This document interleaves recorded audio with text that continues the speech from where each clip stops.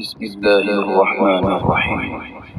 وإذ أخذنا ميثاق بني إسرائيل لا تعبدون إلا الله وبالوالدين إحسانا وذي القربى واليتامى والمساكين وقولوا للناس حسنا وأقيموا الصلاة وآتوا الزكاة ثم توليتم إلا قليلا منكم وأنتم معرضون।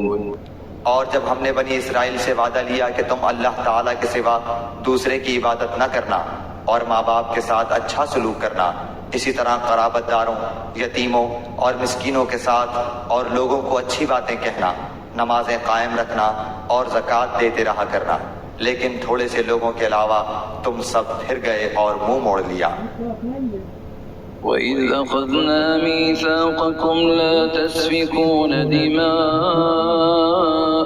ولا تخرجون أنفسكم من دياركم ثم أقررتم وأنتم تشهدون।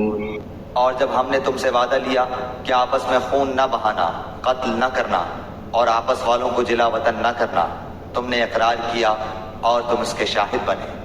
ثم أنتم هؤلاء تقتلون أنفسكم وتخرجون فريقا منكم من ديارهم تظاهرون عليهم بالإثم والعدوان وإن يأتوكم أسارى تفادوهم وهو محرم عليكم إخراجهم أفتؤمنون ببعض الكتاب وتكفرون ببعض فما جزاء من يفعل ذلك منكم إلا خزي في الحياة الدنيا ويوم القيامة يردون إلى أشد العذاب وما الله بغافل عما تعملون।